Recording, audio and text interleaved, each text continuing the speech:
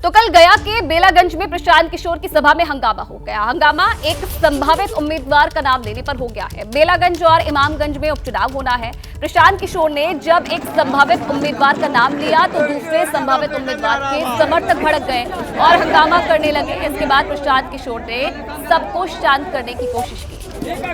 तो बिहार में उपचुनाव होने हैं, लेकिन इस बीच प्रशांत किशोर की सभा में किस तरीके से हंगामा हो गया उसकी तस्वीर आपके सामने है। एक संभावित उम्मीदवार का नाम जब उन्होंने लिया तो जो दूसरे संभावित उम्मीदवार के समर्थक थे वो भड़क गए और जमकर हंगामा किया।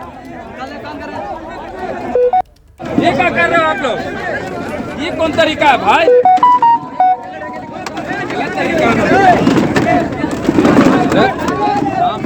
ये जन सुराज का महफिल है, ये जन सुराज का मजलिस है।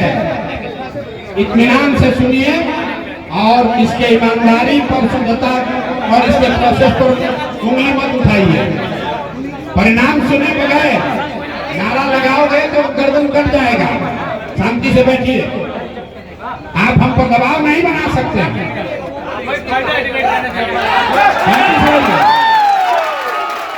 यहाँ ना आपके पैसे का जरूरत है, ना आपकी संख्या की जरूरत है, ना प्रशांत किशोर जिंदाबाद का नारा लगता है, ना हम अपने नाम का झंडा लगाते हैं।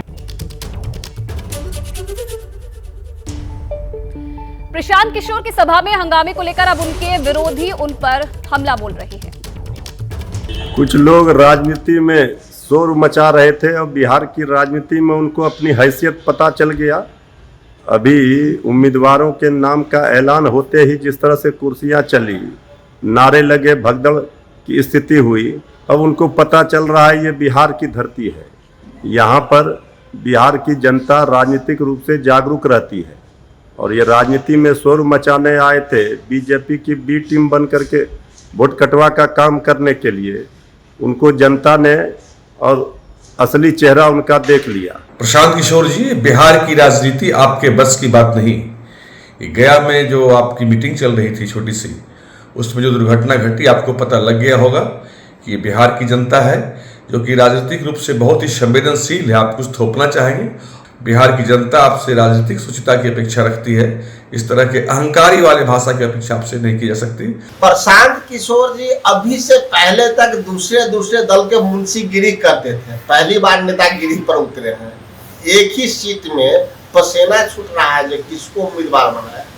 आने वाले समय में देखिएगा, ये तो उपचुनाव है, जब मुख्य चुनाव यानी कि 2025 का विधानसभा चुनाव जब बीतेगा तो प्रशांत किशोर जी का नाम और निशान नहीं रहेगा। बिहार के बेलागंज विधानसभा उपचुनाव में जिस प्रकार से प्रशांत किशोर ने उम्मीदवारों के चयन में उनको परेशानियों का सामना करना पड़ा, उनके सभा में कुर्सियां चली और तय उम्मीदवार के खिलाफ लोगों ने जमकर के नारे लगाए, तो इसी से अंदाजा लगाया जा सकता है कि अभी तो इनका ये हाल हुआ है उम्मीदवारी चयन में। जब आगे ये शराबबंदी के खिलाफ अभियान चलाएंगे बिहार में तो जनता इनका क्या हाल करेगी, यह तो बिहार की जनता ही बताएगी।